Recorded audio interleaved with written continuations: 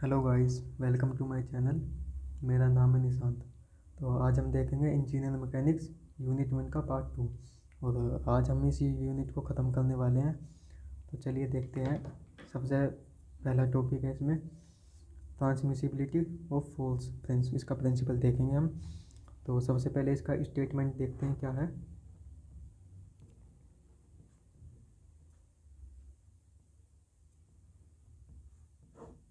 तो स्टेटमेंट है इसका principle of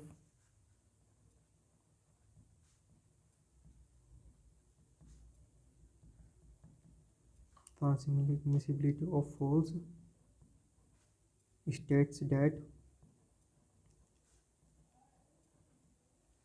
if force acting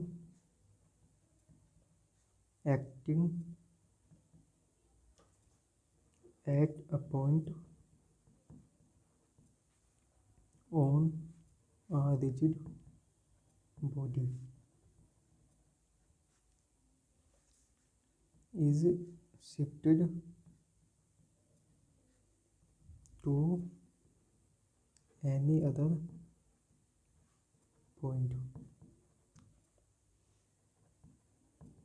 which is on the line of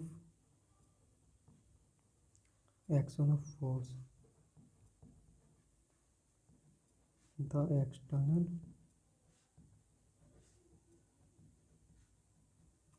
effect on the body remains unchanged.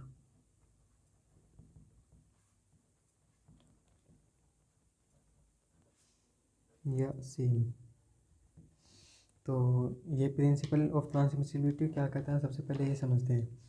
तो इसमें लिखा है principle of transmissibility of force state that if force acting at a point on a rigid body is shifted to any other point which is on the line of action of force the external effect on the body remains unchanged. तो इसमें कह रहा है अगर किसी body पे हम जैसे ये कोई भी एक बॉडी है, इसमें हम इधर से कोई एफ फोर्स लगा रहे हैं,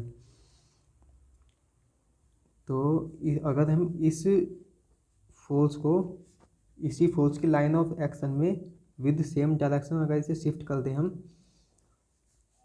तो जो एक्सटर्नल इफेक्ट होगा इस बॉडी में इस फोर्स की वजह से वो सेम रहेगा।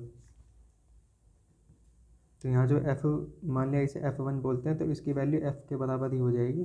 और इस फोर्स की वजह से जो इस बॉडी में जो चेंजेस आ रहे हैं वो ही सेम चेंजेस इस F1 फोर्स की वजह से इस बॉडी में आएंगे।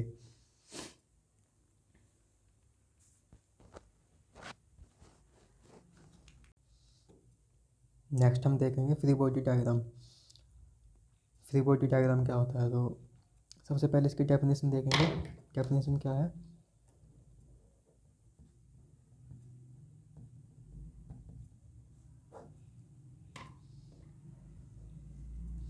तो देखते हैं इसकी definition.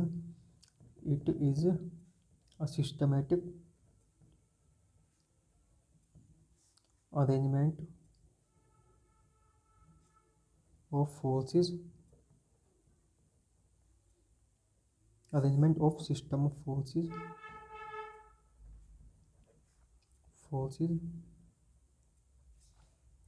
acting on a body। तो ये क्या एक अरेंजमेंट है फोर्सेस का जो कि किसी बॉडी पर लग रहे हैं। जैसे देखते हैं हम डायग्राम की मदद से समझते हैं। जैसे ये कोई बॉडी है जिसका लोड W है, ये एक सरफेस होगी, तो इसमें इधर से एक फोर्स लग रही है जो कि इसमें मूवमेंट जनरेट कर रही है। तो इसका अगर हम फ्री बॉडी डायग्राम बनाएंगे तो कैसे बनेगा, ये वेट है, ये वेट इस सरफेस पे एक W न्यूटन का लोड डाल रहा है, या W kg का या W न्यूटन का लोड डालेगा इस पर। और यहाँ पे इस बॉडी में एक ये मान लिया F न्यूटन का लोड लग रहा है इधर से, जिसकी वजह से इस बॉडी में कोई एक मूवमेंट हो रही है। उस मूवमेंट को रजिस्ट करने के लिए इधर से इस डायरेक्शन में इसमें कोई फ्रिक्शनल फोर्स लग रही होगी और इस वेट को न्यूट्रलाइज करने के लिए यहाँ पे एक रिएक्शन लग रही होगी। तो ये ही जो सिस्टम है, यही फ्री बॉडी डायग्राम कहते हैं इसे। तो एक एग्जांपल देखते हैं फ्री बॉडी डायग्राम का, एग्जांपल की मदद से समझते हैं इसे।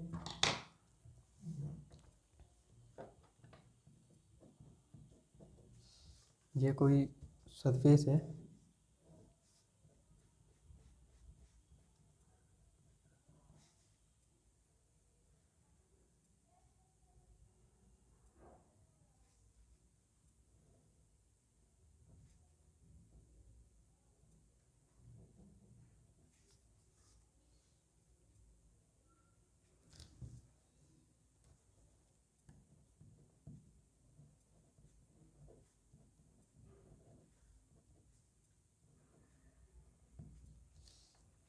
तो ये क्वेश्चन है, देखते हैं इसे सॉल्व करते हैं। सबसे पहले इसका फ्री बॉडी डायग्राम बनाएंगे हम। तो फ्री बॉडी,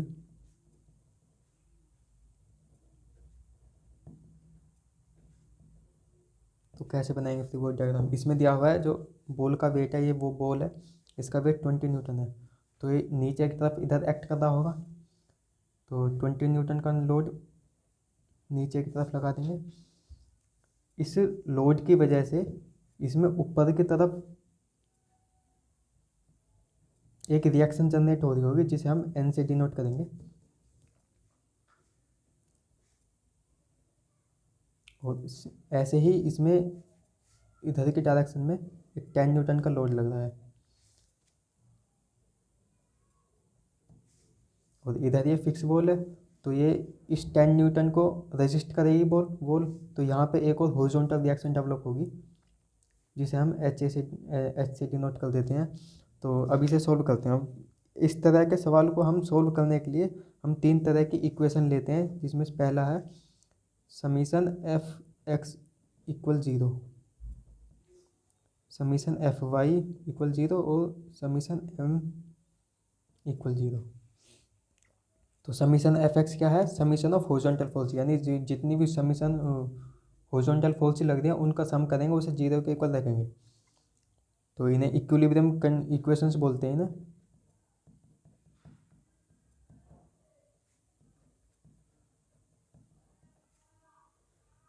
तो इस तरह के सवाल को सोल्व करने के हम इन 3 इक्विलिब्रियम इक्वेशन का यूज़ करते हैं। देखते हैं पहला summation horizontal force is equal 0 करते हैं। तो इसमें हॉरिजॉन्टल डायरेक्शन में फोर्स कौन कौन की लग रही है, तो ये लग रही है 10 न्यूटन की इधर डायरेक्शन में और ये एच लग रहा है इधर की डायरेक्शन में। तो हॉरिजॉन्टल फोर्स इज इक्वल 0 करेंगे, 10 न्यूटन होगा। ये अगर हम इधर की डायरेक्शन में फोर्स को हम पॉजिटिव ले रहे हैं, तो इधर की इसकी अपोजिट डायरेक्शन में फोर्स को नेगेटिव लेंगे, तो ये वाली फोर्स नेगेटिव में आ जाएगी, नेगेटिव एच इक्वल 0। तो ये एच इधर जाएगा, तो एच की वैल्यू यहाँ से 10 आ गई। ऐसे ही हम सेकंड देखेंगे, summation of vertical force is equal 0 लेंगे। अब इसमें हम क्या लेंगे, जो नीचे की तरफ डाउनवर्ड डायरेक्शन फोर्स लगे थे उन्हें पॉजिटिव ले लेंगे। कुछ भी ले सकते हैं, अपनी इच्छा से कुछ भी मान सकते हैं।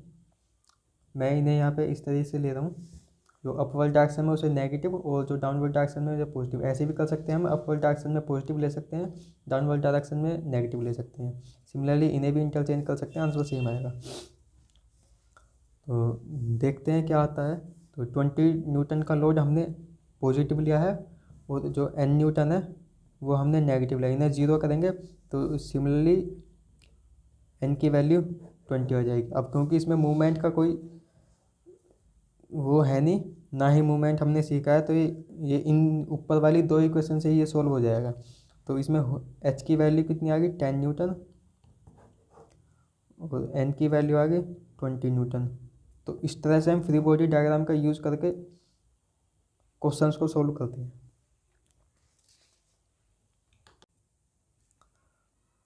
अब नेक्स्ट हम देखेंगे, हम नेक्स्ट टॉपिक पर आते हैं, जो कि है मूवमेंट ऑफ फोर्सेस। सबसे पहले इसकी डेफिनेशन देख लेते हैं क्या होती है।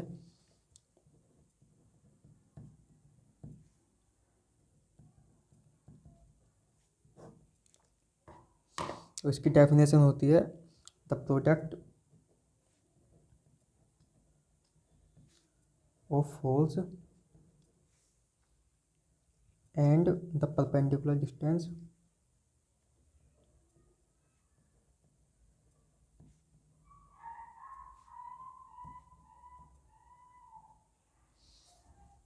of the line of action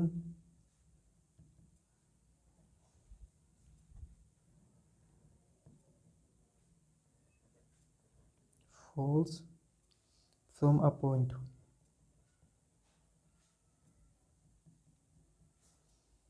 is known as moment of force about that point। तो क्या ये क्या कह रहा है, the product of force and the perpendicular distance of the line of the action of force from a point is known as moment of force। तो moment क्या होता है, अगर मैथमेटिकली हम इसे देखें तो ये होता है मोमेंट, एम से डिनोट करेंगे इसे, तो फोर्स इनटू उसके परपेंडिकुलर डिस्टेंस, जिस पॉइंट का अबाउट हम मोमेंट निकाल रहे हैं उस पॉइंट का अबाउट उस फोर्स से परपेंडिकुलर डिस्टेंस लेंगे हम। जैसे एग्जांपल की सॉरी डायग्राम की मदद से समझते हैं इसे। ये कोई बीम है, कैंटिलीवर बीम है ये, इस बीम पे फिक्सेंड हो गया, इस बीम पे कोई W न्यूटन का लोड लग रहा है, यहाँ से इस लोड की डिस्टेंस है D। तो हमें मूवमेंट निकालना है ए पॉइंट का अबाउट, ये लेट से ये पॉइंट ए मान लिया हमने, तो मूवमेंट अगर ए पॉइंट का अबाउट निकालेंगे हम, मूवमेंट ए, तो क्या आएगा, W हमने क्या पढ़ा था, product of force and perpendicular distance, तो ये फोर्स होगी W न्यूटन की, और इस पॉइंट का अबाउट परपेंडिकुलर डिस्टेंस कितनी कौन सी हो जाएगी, ये हो जाएगी, क्योंकि ये डिस्टेंस इस लोड के साथ 90 डिग्री का एंगल बना दिया, यानी 90 डिग्री का एंगल बना दिया, तो ये परपेंडिकुलर डिस्टेंस हो जाएगी इसकी, तो इंटू डी। इस तरह से हम मोमेंट लेते हैं।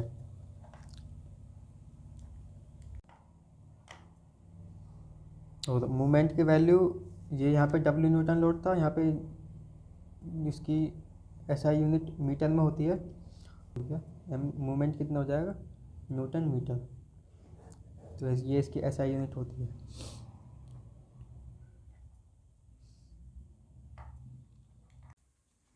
तो नेक्स्ट हम देखेंगे बैरिग्नोस थ्योरम। तो सबसे पहले इसकी स्टेटमेंट देखते हैं क्या कहती है।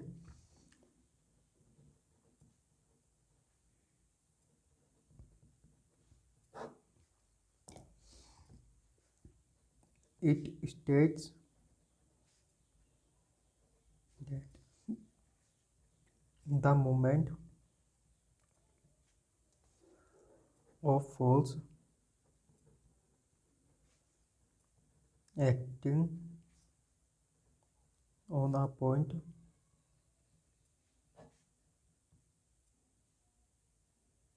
acting on a body about any point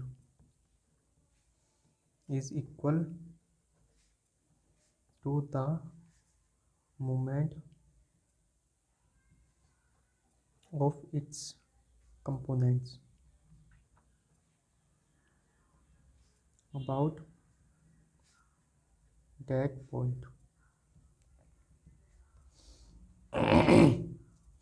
तो ये कह रही है कि it state that the movement of a force acting on a body, अगर हम किसी भी पॉइंट के अबाउट कोई भी, अगर कोई किसी बॉडी पर कोई फोर्स लग दिया, उस फोर्स का हम मूवमेंट निकालेंगे किसी पॉइंट का अबाउट, तो वो जो मूवमेंट निकलेगा उस फोर्स के कंपोनेंट, जो हॉरिजॉन्टल और वर्टिकल कंपोनेंट होते हैं फोर्स के, उस फोर्स के हॉरिजॉन्टल और वर्टिकल कंपोनेंट के मूवमेंट के सम के बराबर होगा। इसका फॉर्मूला जो होता है RD, और यहाँ पे जो हम फोर्स लगा रहे हैं, जो सिंगल फोर्स लग रही है, और F1 D1 plus F2 D2, जहाँ पर F1 और F2 क्या है, इस R फोर्स के हॉरिजॉन्टल और वर्टिकल कंपोनेंट्स। तो एक न्यूमेरिकल की हेल्प से समझते हैं इसे। एग्जांपल लेते हैं कोई, जैसे ये कोई एक कैंटिलीवर बीम है, यहाँ पर कोई लोड लग रहा है 15 न्यूटन का, ये ए पॉइंट है। तो सबसे पहले देखते हैं इस सिंगल फोर्स की वजह से मूवमेंट कितना जनरेट करते हैं सिंगल फोर्स इस ए पॉइंट के अबाउट। तो टेकिंग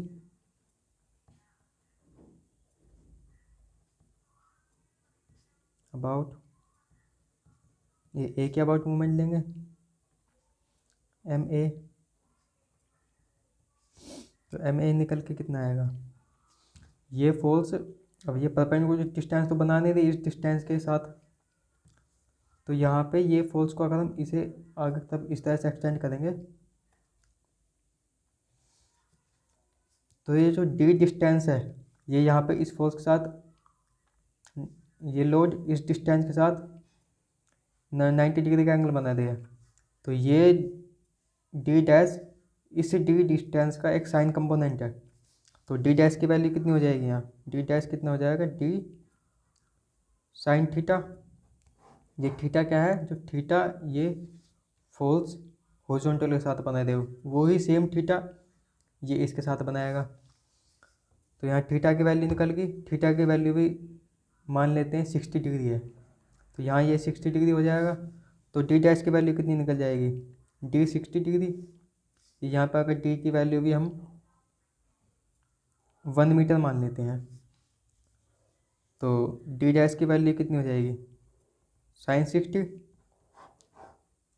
क्योंकि डी की वैल्यू 1 हो जाएगी तो डी डैश की वैल्यू साइन 60 आ जाएगी। तो अब मूवमेंट अगर इस सिंगल फोर्स का हम ए के अबाउट मूवमेंट ही निकालेंगे तो कितना आएगा, 15 into D dash, D dash की वैल्यू कितनी निकली 15 इंटू साइन 60, साइन 60 की वैल्यू कितनी होती है 0.866। तो यहाँ से जो एम ए की वैल्यू निकलेगी देखते हैं कितनी निकलेगी, 15 इंटू 0.866 12.99 निकल के आई है, लगभग हम 13 मान लेंगे इसे, 13 न्यूटन मीटर। अब यही सेम हम इस फोर्स के कंपोनेंट के साथ निकालेंगे मूवमेंट। तो देख लेते हैं, सबसे पहले एक और डायग्राम बनाएंगे जिसमें हम इसके कंपोनेंट दिखाएंगे। ये कैंटिलीवर बीम है, यहाँ पे 15 न्यूटन का लोड लग रहा है, तो ये इसका वर्टिकल कंपोनेंट यानी 15 साइन 60 हो जाएगा, और इसका हॉरिजॉन्टल कंपोनेंट जो होगा 15 cos 60 डिग्री हो जाएगा। यहाँ से अगर ये 60 डिग्री का एंगल बना रहा है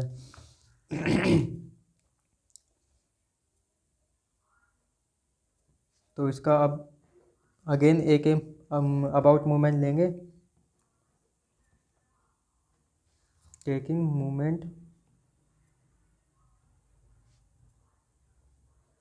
अबाउट पॉइंट, अगर इस ये परपेंडिकुलर डिस्टेंस है इसका तो हम लेंगे नहीं क्योंकि हमें सिर्फ इसके कंपोनेंट्स के बारे में बात करनी है। अब इस सिंगल फोर्स का हम पीछे कर चुके हैं, तो अब फोर्स ये लग रही है, इसकी परपेंडिकुलर डिस्टेंस सॉरी डिस्टेंस कितनी है 1 मीटर। तो ये परपेंडिकुलर फोर्स और ये डिस्टेंस, तो मूवमेंट कितना आ जाएगा M A 15 sine 60 into 1 metre plus ये यहाँ पे 15 cos 60 इंटू ये वाली हॉरिजॉन्टल फोर्स होगी, और ये जो हॉरिजॉन्टल फोर्स है इसके साथ कोई भी परपेंडिकुलर डिस्टेंस नहीं बना दी, तो परपेंडिकुलर डिस्टेंस यहाँ कितनी हो जाएगी 0। तो एम ए की जो वैल्यू आएगी वो 15 साइन 60 इंटू 1 आ जाएगी प्लस ये वैल्यू हो जाएगी 0। तो 15 साइन 60 की वैल्यू देखते हैं कितनी होगी, 15 साइन 60 12.99 आ गई, यानी लगभग 13 न्यूटन ही आ गई। तो ये दोनों वैल्यू सेम आ गई।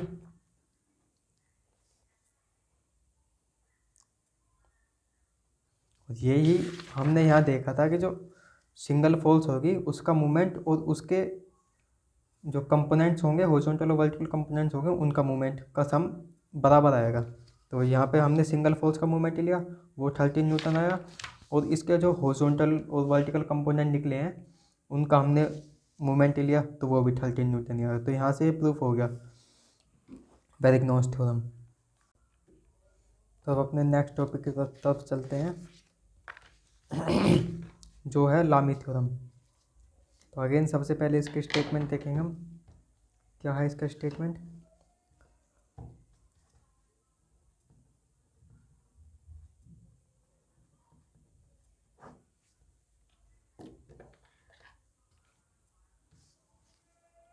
It states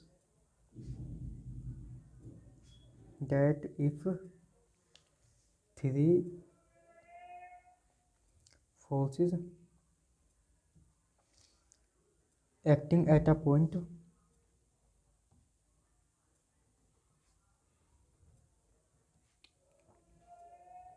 in equilibrium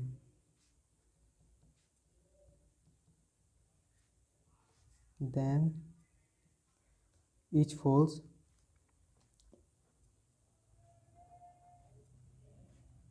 is proportional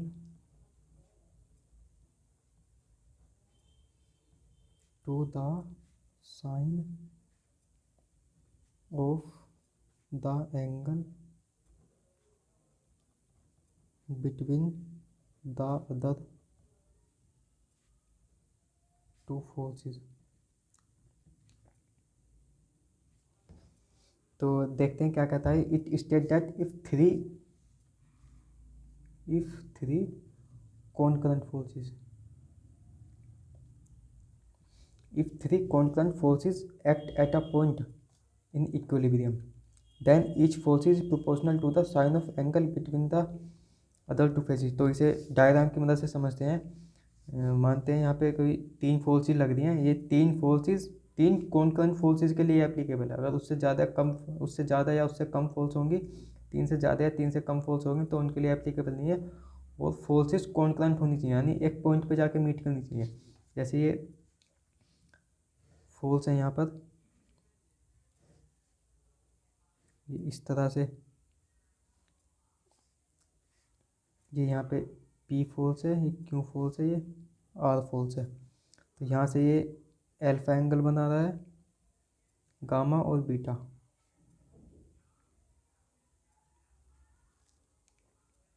ये डायग्राम थोड़ा सा गलत हो गया, ठीक तरीके से बनाते हैं इसे। ये यहाँ से पी फोर्स जा रही है, ये यहाँ क्यू फोर्स, पी क्यू, और यहाँ से इसे आर। तो यहाँ पे ये alpha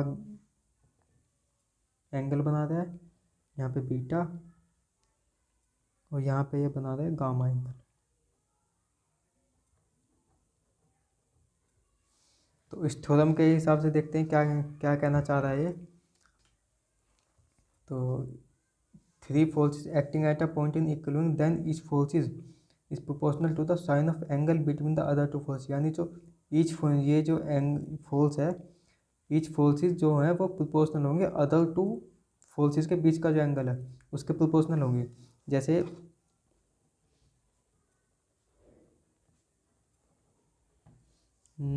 P upon each force proportional होगी अदर टू एंगल के बीच के एंगल के बराबर। तो ये पी फोर्स है, ये इन दोनों फोर्सेस के बीच का एंगल कौन सा है, गामा, तो साइन गामा आ जाएगा। इक्वल क्यू फोर्स है ये, तो क्यू अपॉन क्यू के अलावा दो फोर्स कौन सी है, पी और आर, तो इन दोनों के बीच का एंगल कौन सा है, बीटा, तो साइन बीटा हो जाएगा। ऐसे सिमिलरली आर आर आर के अलावा दो फोर्स पी और क्यू, इन दोनों के बीच का एंगल क्या है, एल्फा, साइन एल्फा। तो ये इसका फॉर्मूला हो जाएगा।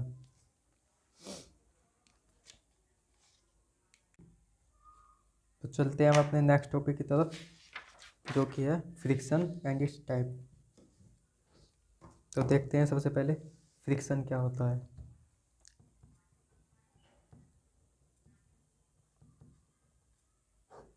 तो फ्रिक्शन एक ऐसी फोर्स है जो किसी भी ऑब्जेक्ट के मूवमेंट को रजिस्ट करती है, उसके मूवमेंट को रोकने की कोशिश करती है या उसे स्टेट कंडीशन में लाने की कोशिश करती है। इसकी डेफिनेशन देखते हैं। The property of body by virtue of which a force is exerted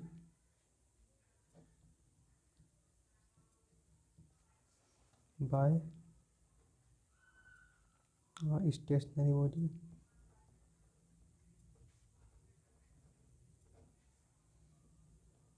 on the moving body. The property of body by virtue of which a force is exerted by a stationary body on the moving body to resist the motion of the moving body. The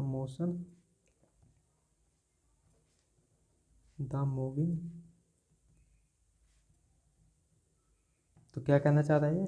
तो ये किसी body की ऐसी property है जो of which a force is exerted by stationary, तो stationary body के द्वारा किसी मूविंग बॉडी पर फोर्स लगाई जाती है जो उस मूविंग बॉडी को मोशन को रोकने की कोशिश करती है,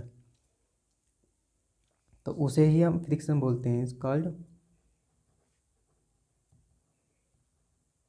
फ्रिक्शन। अब इसकी प्रॉपर्टी देखते हैं। इसकी दो प्रॉपर्टी होती हैं। सबसे पहले है जिस डायरेक्शन में मोशन हो रहा है उसकी अपोजिट डायरेक्शन में ये फोर्स लगती है। Friction acts always in opposite direction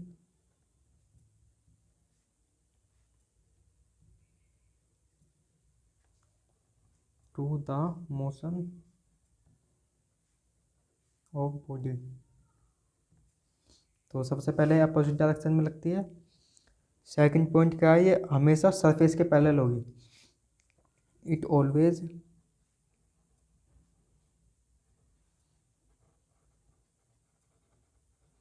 parallel to the surface of contact. Third है it depends, it always depends on the contact surface. तो एक एक करके इन पॉइंटों का मतलब समझते हैं। पहला पॉइंट है it always act in opposite direction, जैसे डायग्राम की मदद से समझते हैं। ये कोई एक रिजिड सरफेस है, यहाँ पर ये एक बॉडी है जिसका डब्लू लोड है, जिसका यहाँ पर इसमें एक फोर्स लग रही है जो कि इस बॉडी को मूव करने की कोशिश कर रही है। अब क्योंकि ये दोनों बॉडी आपस में कांटेक्ट में है, यानी एक दूसरे की सरफेस से टच हो रही है, तो इनमें एक अपोजिट फोर्स लग रही होगी। सॉरी, यानी यहाँ पर एक अपोजिट फोर्स लग रही होगी जो कि इस बॉडी के मूवमेंट को रोकना चाह रही है। तो ये सबसे पहला, इस फोर्स की वजह से इस बॉडी में मोशन इधर की तरफ को हो रहा है और ये जो फोर्स है इस मोशन को रोकने की कोशिश कर रही है। तो रोके कैसे? इस मोशन का अपोजिट डायरेक्शन में ये फोर्स लगाएगी, फ्रिक्शन। तो पहला पॉइंट यही कहना चाह रहा है, it always in opposite direction. तो ये जो बॉडी का मोशन है उसके अपोजिट डायरेक्शन में होगी। सेकंड पॉइंट क्या कह रहा है, always parallel to the surface. हमेशा, जैसे हम इस बॉडी में इस फिगर डायग्राम में देख पा रहे हैं, ये हमेशा ये जो कॉन्टैक्ट सरफेस है इसका हमेशा पैरेलल होगी। और it always depend upon the contact of surface. Contact of surface का मतलब ये है, अगर बॉडी हमारी रफ सरफेस है, मतलब जो स्टेशनरी बॉडी का जो सरफेस है हमारी वो रफ सरफेस है, तो फ्रिक्शन की वैल्यू ज़्यादा होगी। और अगर स्मूथ सरफेस है तो फ्रिक्शन की वैल्यू कम होगी। तो ये कहना चाह रहा है ये। नेक्स्ट हम देखते हैं इसके टाइप्स ऑफ फ्रिक्शन।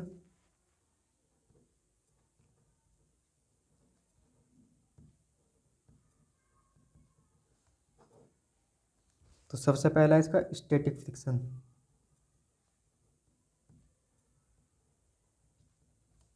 तो स्टैटिक फ्रिक्शन क्या होता है, जब भी बॉडी रेस्ट में रहती है या कोई भी स्टेशनरी बॉडी है तो उस पर जब फ्रिक्शन फोर्स लग रही है तो उस कंडीशन में जो फ्रिक्शन फोर्स लगते हैं उसे हम बोलते हैं स्टैटिक फ्रिक्शन। डेफिनेशन देखते हैं इसकी।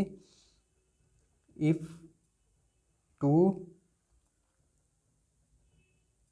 Surface which are in contact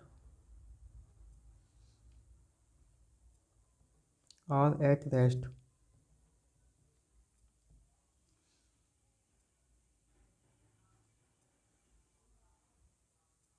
the force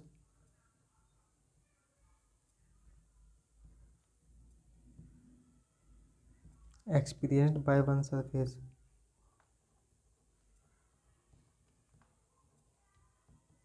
is called static friction।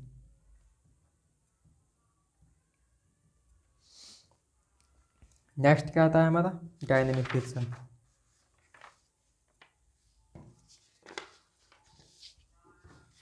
Next हम देखेंगे डायनेमिक फ्रिक्शन।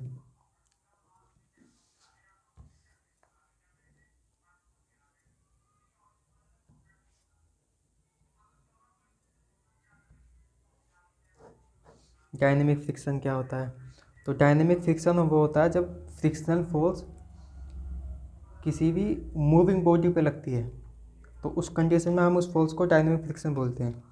डेफिनेशन देखते हैं। If one surface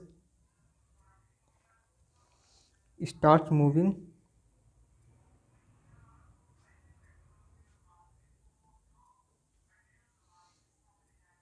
and the other is at rest, the force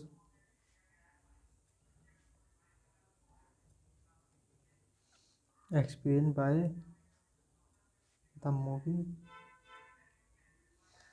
surface या बॉडी को बोल सकते हैं is known as dynamic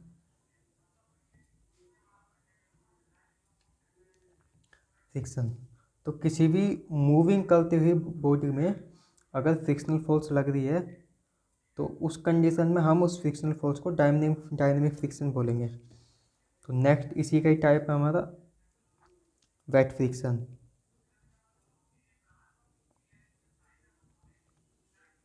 तो वेट फ्रिक्शन क्या होता है, तो वेट फ्रिक्शन वो होता है जब किसी भी दो बॉडी के बीच की जो सरफेस है या उनकी कॉन्टैक्ट सरफेस है उस सरफेस के बीच में हम कोई भी किसी भी तरह का लुब्रिकेंट लगा दें तो उस कंडीशन में जो फ्रिक्शन जनरेट होगा वो ओब्वियसली नॉर्मल फ्रिक्शन से कम ही होगा। तो उस कंडीशन में जो फ्रिक्शन जनरेट होगा उसे हम बोलेंगे वेट फ्रिक्शन।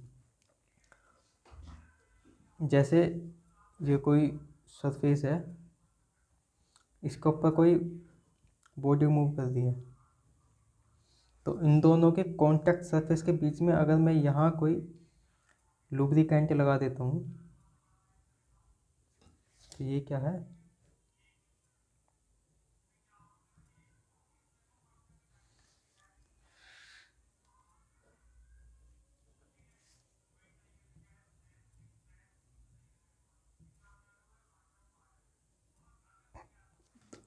तो उस कंडीशन में इसे वेट फ्रिक्शन बोलेंगे। डेफिनेशन देखते हैं इसकी क्या है। If between two surfaces which are in contact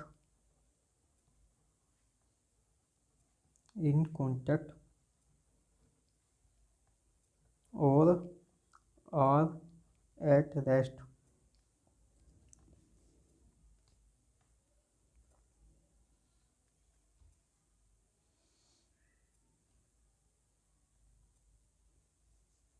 lubricant is used, the friction that exists between two surfaces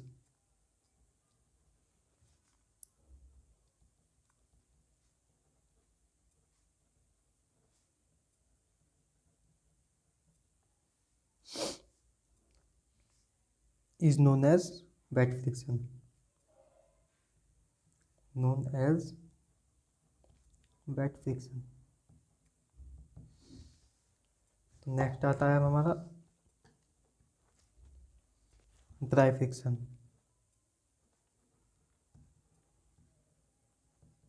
तो ये जस्ट वेट फ्रिक्शन का उल्टा हो जाएगा।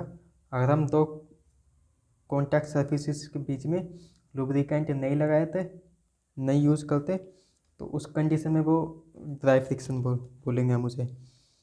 तो लिखते हैं इसकी definition, if no lubricant is used between two contact surfaces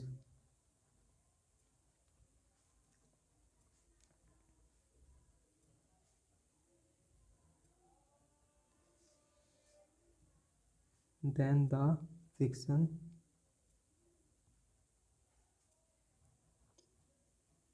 force experienced is known as dry friction।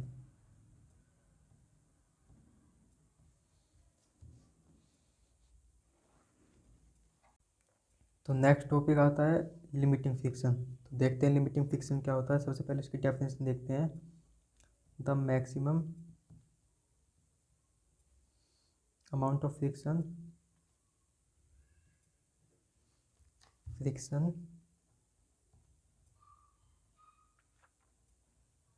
that can occur between two surfaces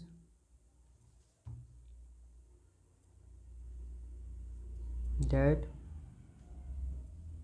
are in contact with each other and are just about to move।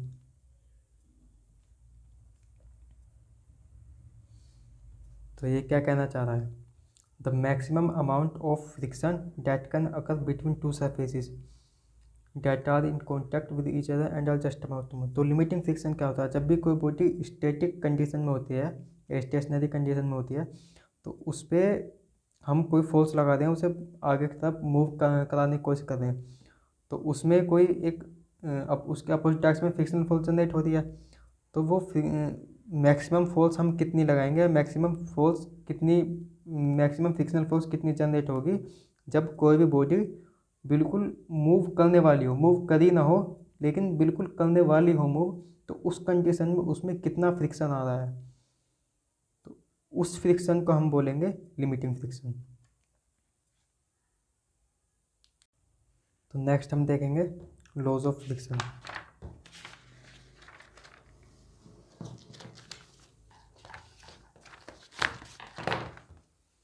तो next topic हमारा laws of friction.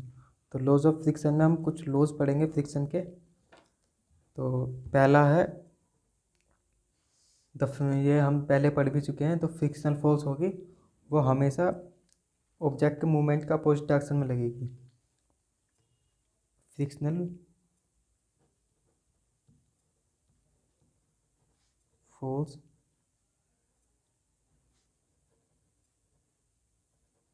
always acts in opposite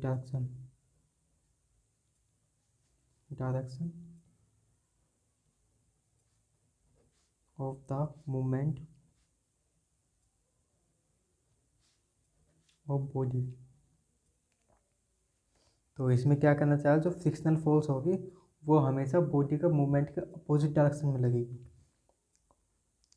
second क्या कह रहा है, जो force of at static condition at static condition,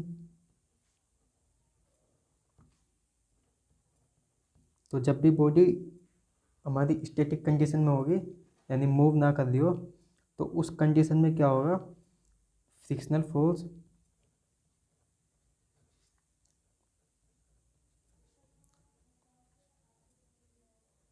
always equal to the externally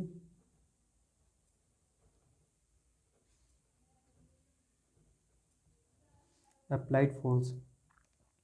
तो जब तक हमारी बॉडी स्टैटिक कंडीशन में हो यानी मूव ना कर रही हो, तो तब तक जो फ्रिक्शनल फोर्स होगी वह अप्लाइड फोर्स के बराबर होगी। इसमें ये कहना चाह रहा है। थर्ड पॉइंट है limiting friction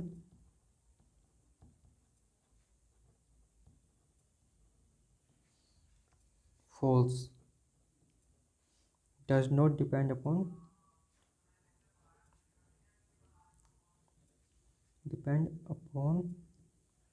shape and area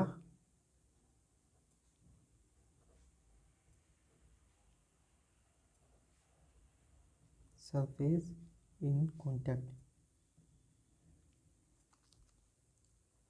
तो थर्ड पॉइंट क्या कहना चाह रहा है, limiting force does not depend, तो लिमिटिंग जो फोर्स होगी वो कभी भी शेप और एरिया पे डिपेंड नहीं करेगी। लिमिटिंग फ्रिक्शनल फोर्स जो होगी वो हमेशा कॉन्टैक्ट सरफेस पे डिपेंड करेगी। कॉन्टैक्ट सरफेस यानी हमारी जो कॉन्टैक्ट सरफेस है वो रफ है या स्मूथ है, उस चीज़ पे डिपेंड करेगी, यानी नेचर क्या है कॉन्टैक्ट सरफेस का, ना कि एरिया और उसकी शेप पे डिपेंड करेगी।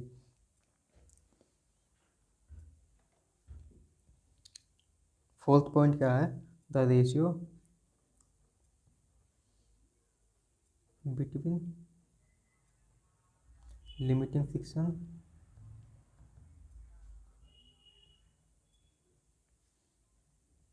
एंड नॉर्मल रिएक्शन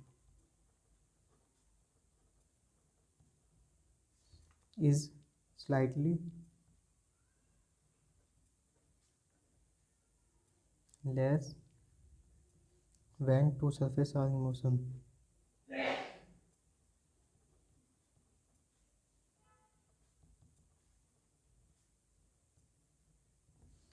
तो ये पॉइंट क्या कहना चाहता है,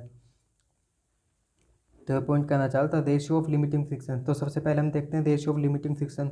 तो जो ratio of limiting friction normal reaction को हम क्या बोलते हैं, कोफिशिएंट ऑफ फ्रिक्शन, जो कि होती है limiting friction upon normal reaction. तो इसे हम न्यू से डिनोट करते हैं, जहाँ पे न्यू क्या है, कोफिशिएंट ऑफ फ्रिक्शन। तो इसमें कहना चाह तो ratio of limiting friction, coefficient of friction के बारे में आगे आगे पढ़ेंगे। तो इसमें क्या कहना चाहता है, the ratio of limiting friction normal reaction is slightly less than when two surfaces are in motion. तो इसमें कहना चाह रहा है जब भी हम, तो स्टैटिक कंडीशन में अगर मान लीजिए कोई बॉडी है, ये इसके कांटेक्ट में है, तो ये स्टैटिक कंडीशन में है, अभी स्टैटिक बॉडी है, तो इसमें जो फोर्स लग रही है और जो फ्रिक्शनल फोर्स होगी वो दोनों की वैल्यू बराबर होगी। तो उस कंडीशन में कोफिशिएंट ऑफ फ्रिक्शन कितना आएगा, अब क्योंकि ये फोर्स भी, जितनी ये एक्सटर्नल फोर्स है उतना ही फ्रिक्शनल फोर्स है, तो F अपॉन एफ आर दोनों की वैल्यू सेम है, तो न्यू की वैल्यू कितनी हो जाएगी, 1। तो स्टैटिक कंडीशन में तो न्यू की वैल्यू हमेशा 1 होगी, लेकिन अगर बॉडी हमारी मूव कर रही है तो फ्रिक्शनल फोर्स की वैल्यू ज़्यादा है, और सॉरी एक्सटर्नल फोर्स जो लग रही है वो ज़्यादा है और फ्रिक्शनल फोर्स लग रही है वो कम है, तभी तो बॉडी मूव कर पा रही है, वरना अगर फ्रिक्शनल फोर्स ज़्यादा होगी तो बॉडी मूव ही नहीं कर पाएगी। तो उस केस में क्या होगा, इन केस ऑफ मोशन जो कोफिशिएंट ऑफ फ्रिक्शन होगा वो हमेशा ग्रेटर देन 1 होगा। ग्रेटर देन 1 का मतलब क्या है, जो एक्सटर्नल फोर्स होगी वो हमेशा ग्रेटर देन होगी फ्रिक्शनल फोर्स।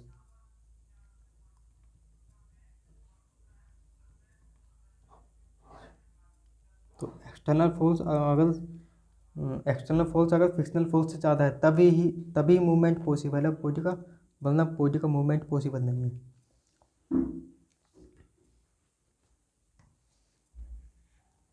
तो नेक्स्ट हम अपने नेक्स्ट टॉपिक पर आते हैं। नेक्स्ट और लास्ट टॉपिक है, तो इसमें हम कुछ टर्म्स पढ़ेंगे फ्रिक्शन से रिलेटेड। तो जो कि पहली टर्म हमने अभी देखी थी, coefficient of friction.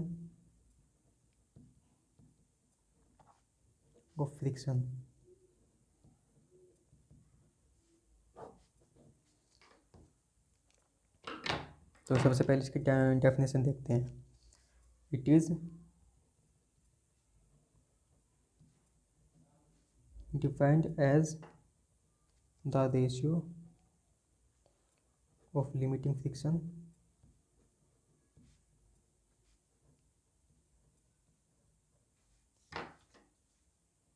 Of force F to the normal reaction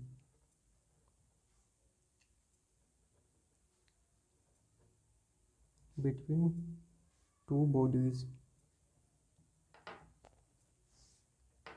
It is denoted by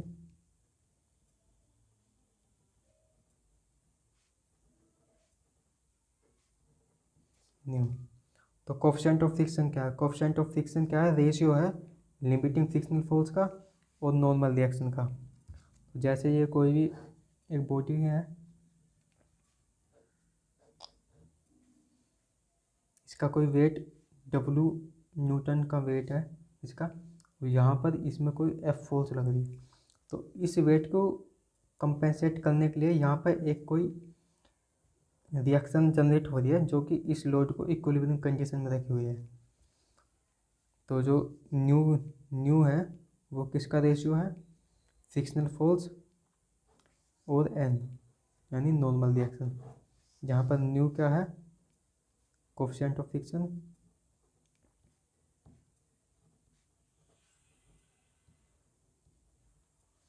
F क्या है? Frictional force, limiting frictional force,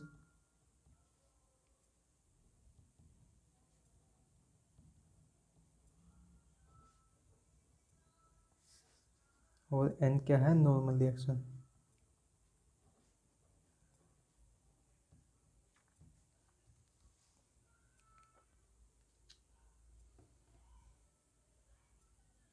तो ये क्या है? लिमिट जो कोफिशिएंट ऑफ फ्रिक्शन वो लिमिटिंग फ्रिक्शन और नॉर्मल रिएक्शन का रेशियो है, जिसे हम कोफिशिएंट ऑफ फ्रिक्शन बोलते हैं। नेक्स्ट टॉपिक है एंगल ऑफ फ्रिक्शन।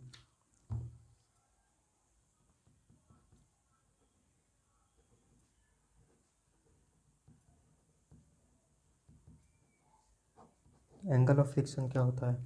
तो सबसे पहले इसकी डेफिनेशन देखते हैं।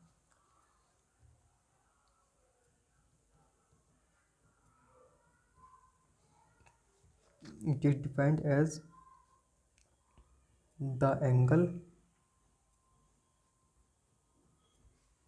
made by the resultant of normal reaction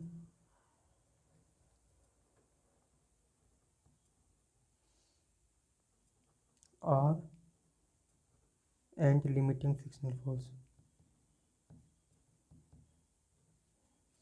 limiting force of friction।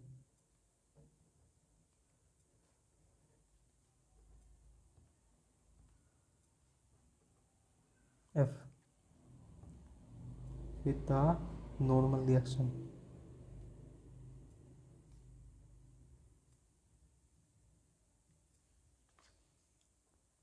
और तो एंगल ऑफ फ्रिक्शन क्या है? तो angle of friction it defined as the angle made by the resultant of normal reaction and the limiting force of friction with the normal reaction.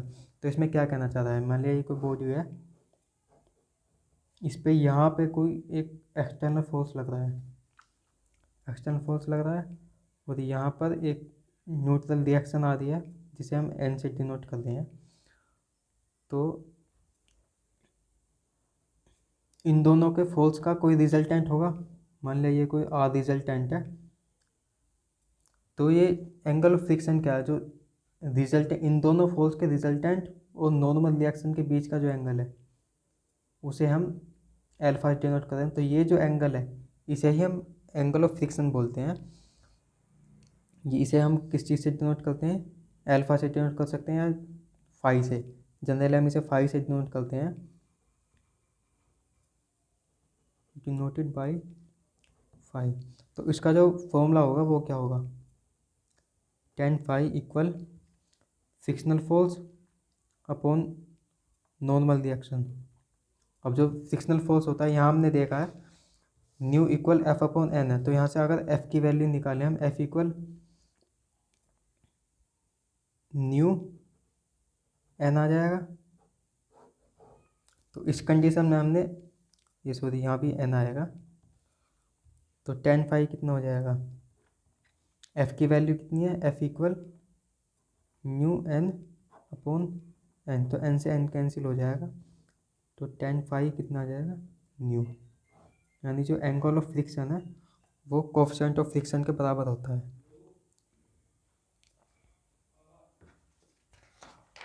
तो इसमें एक term हो जाएगी जिसे हम बोलते हैं एंगल ऑफ रिपोज। देखते हैं इसे भी, थर्ड टर्म क्या है।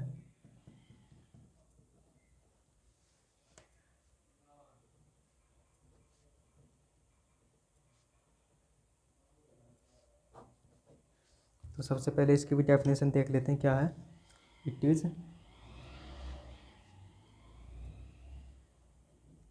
Defined as the maximum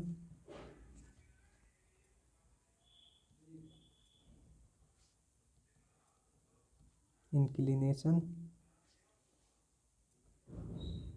of a plane at which a body remains in equilibrium over the inclined plane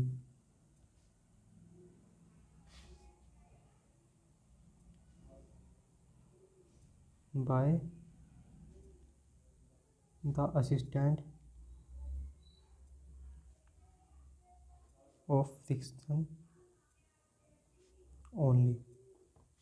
तो एंगल ऑफ रिपोज क्या होता है, तो एंगल ऑफ रिपोज वो मैक्सिमम इंक्लिनेशन होता है किसी भी सरफेस का जिस पे कोई भी बॉडी बिना किसी एक्सटर्नल फोर्स के, या हम ये बोल सकते हैं केवल फ्रिक्शन की वजह से उस एंगल पे रुक जाए, मूवमेंट ना करे, स्टैटिक कंडीशन में रहे, तो उस एंगल को हम एंगल ऑफ फ्रिक्शन बोलते हैं। जैसे ये कोई एक स्लोप है जो थीटा स्लोप है, इसे थीटा स्लोप से हम बोलते हैं, मान लेते हैं कोई भी थीटा स्लोप है। तो यहाँ पे एक बॉडी है, स्टैटिक कंडीशन में बॉडी है, तो इसमें यहाँ पर कोई एक फ्रिक्शन लग रहा है, या इधर को मान लो या इधर को, इधर की तरफ कोई फ्रिक्शन लग रहा है, तो ये फ्रिक्शन की, तो ये हम मैक्सिमम थीटा कितना रखें कि ये जो फ्रिक्शन फोर्स है इस बॉडी के मूवमेंट को रेसिस्ट कर सके, ताकि ये बॉडी मूवमेंट ना करे। तो उस मैक्सिमम एंगल को हम एंगल ऑफ रिपोज बोलते हैं। तो ये जो एंगल ऑफ रिपोज होता है वो एंगल ऑफ फ्रिक्शन के बराबर होता है। एंगल ऑफ रिपोज इक्वल होता है एंगल ऑफ फ्रिक्शन के।